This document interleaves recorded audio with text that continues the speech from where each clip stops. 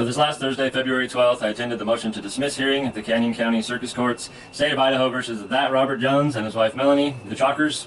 And this is the fourth time I attended to hear this motion to dismiss, but they kept rescheduling it. And I think part of the reason why is because people kept showing up to court and they didn't want people to hear it, because how do you justify not dismissing these ridiculous charges? But we were diligent and I attended, and now I'm here to report on it, to bring the hidden things of darkness into light on the local level. All you gotta do is look at the Canyon County Courts or the Nampa Police Department or the City of Nampa to find works of darkness and evil.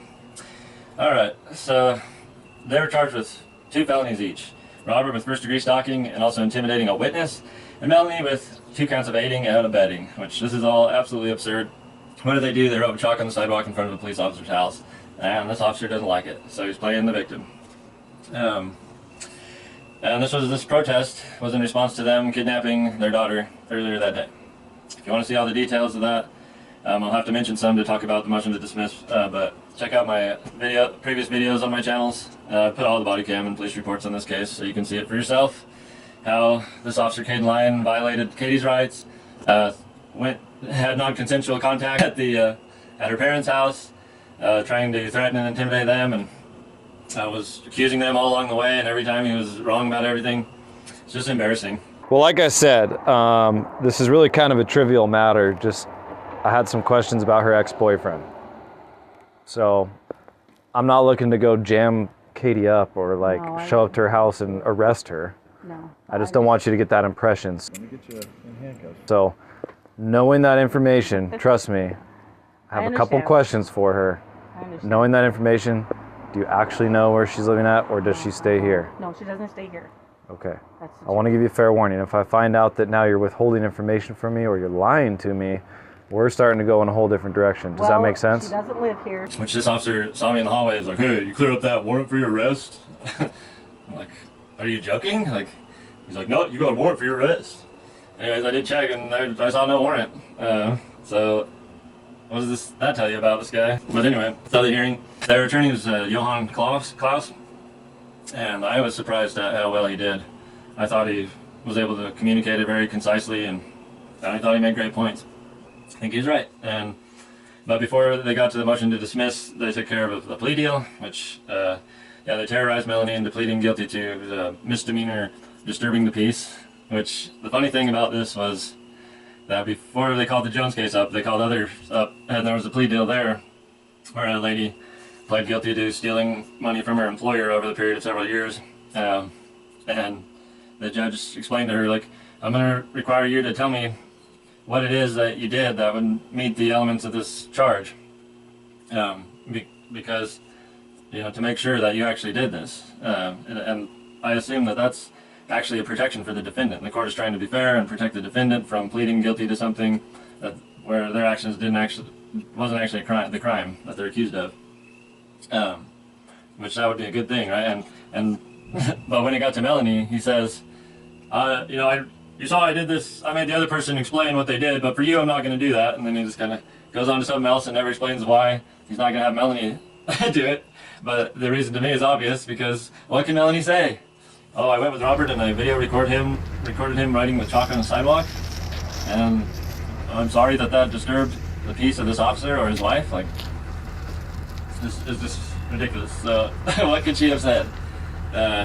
Whether that's disturbing the peace or the original charge of aiding and abetting the stalking and intimidating. It's that's really was her intent. It's just ridiculous. They've been doing this at other government officials' house, and me and many other people, and the point of her video recording was to prove that they stayed within the law, and Robert had been convicted before at La Chionda's house, just given the max sentence for disturbing the peace because of the noise. But so this time Robert didn't use any loud noise to try to stay within the law. But this officer's playing the victim, and this is just brutal how they're retaliating. And to me, it seems this is part of the war about the neighborhood protests they don't like. The legislature tried to, Greg Cheney and Brooke Green got a bill through committee to the House of Representatives, but they shut it down there. So it's not against the law to protest government officials in their neighborhoods. You can pass out pamphlets to let people around them know what they've been doing as a government official. You have to, to bring some kind of accountability, some kind of check on them. Yeah, the plea deal's taken care of, and then which I thought the motion to dismiss should have been brought taken care of before the plea deal. And this judge had told them that, like long ago, that he's already decided, but he's going to have a hearing on it anyway. It's like, when you've already decided, that's called prejudice. You prejudge. It's like, it doesn't matter what you say, I've already decided. But as this judge explains his reasoning, he shows his bias. And it's like, okay, I can see why you decided. I see what you're doing here. You're protecting your business. He's making business decisions, not justice decisions. So he's protecting, so it's the police, the lawyers, they make money on this business. And I think he also likes this Thomas Whitney, I think he likes to feel the power of making other people suffer. This is such a hypocritical police officer and situation.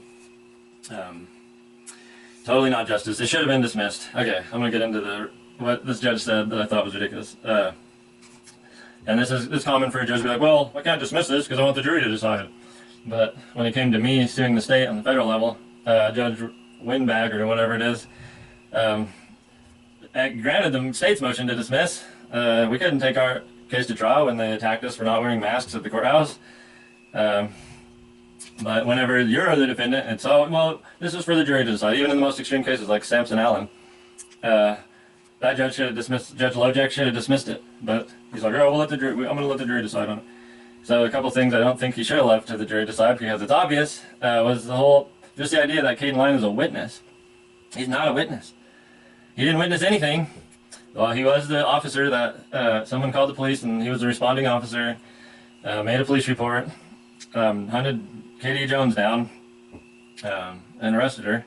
I'm not looking to go jam Katie up or show up to her house and arrest her.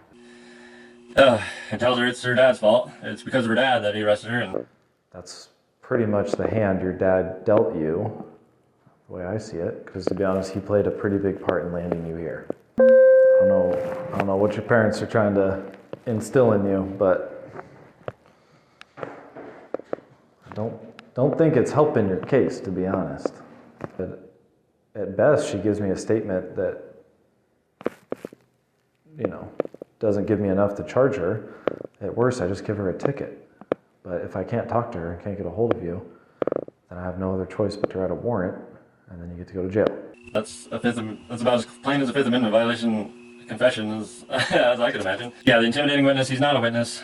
The case was dismissed for lack of evidence. So him telling her that, if I can't find anything in what you say to charge you, then I'll just let you go, that's admitting that I don't have evidence. At best, she gives me a statement that doesn't give me enough to charge her. There's no probable cause for an arrest, but some dumb evil judge just signed a $5,000 warrant. They had to pay $500 to bail her out, and they don't get that back. All right. So that case never happened. It was dismissed for lack of evidence and interest of justice. So he was not a witness in that case, and he wouldn't have been. Because the basis of this charge is Robert's whole intent was to stop him from testifying against his daughter, which is just ridiculous. Robert was concerned about his daughter because his daughter came to him he's saying that he arrested me because of you. That's pretty much the hand your dad dealt you, the way I see it, because to be honest, he played a pretty big part in landing you here. So the other issue was for the stalking, it requires multiple contacts to count as stalking. So there's a case.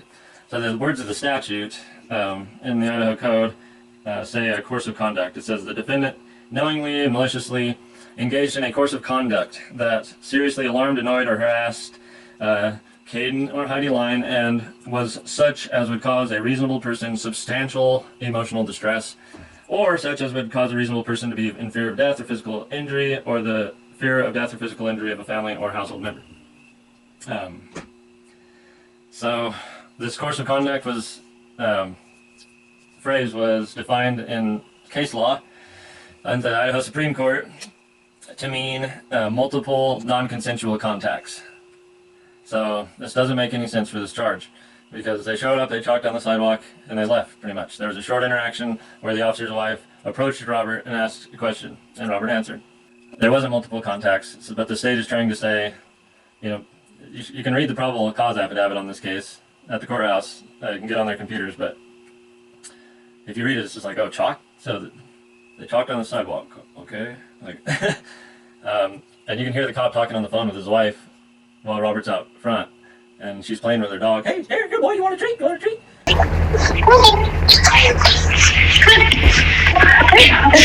want a treat? Like, and Robert tells the officer, no, I'm not threatening it, you know. It's like, I hear you're making vague threats to my wife or whatever. He's like, no, I'm not threatening anyone. Anyway, you can watch the video to see exactly what was said there, but... What am I being detained for? For harassing my wife. No, I'm not harassing anybody. What have I done that's illegal? You're making vaguely threatening statements. No, I'm sir, not. And I'm here to investigate that. No, I'm not making any threats. I want your supervisor out here. How can you count this as multiple contacts? The state is trying to say, well, the driving by counts as one, the chalk counts as one, the lights in the window counts as one. It's like, but if I go visit a friend or whatever, like, is knocking on the door one contact, shaking hands another, saying hello a third, like, no, you would think the visit was the time it was when I contacted him. The last time I was in contact with him was last Thursday when I visited him for about a half hour. Like, anyway, you get the point.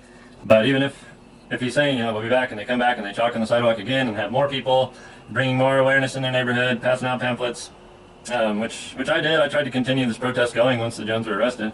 I went back 3 times, chalked on the sidewalk, I passed out pamphlets to the neighbors letting them know what had happened. Yeah, he denied the motion to dismiss, which was the wrong decision. Yeah, well, we're going to let the jury decide whether this counts as multiple contacts. It's like, whatever, dude.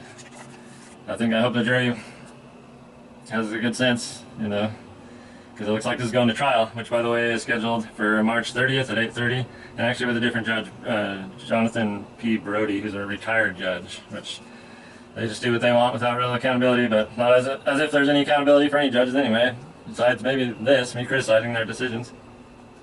It's just sad what they put the Jones family through with these charges, and they were just concerned about their daughter, for good cause too. But Melanie's sentencing is scheduled for March 19th at 9 a.m. and we can write letters to this Judge Thomas Whitney. He'll be sentencing her. So let him know what you know of Melanie's character, and how you don't think. Tell him you don't think she did anything to make this crime, and that or whatever you think of it. Just tell him. That's what I think. Like, this is absurd that she's charged with a crime.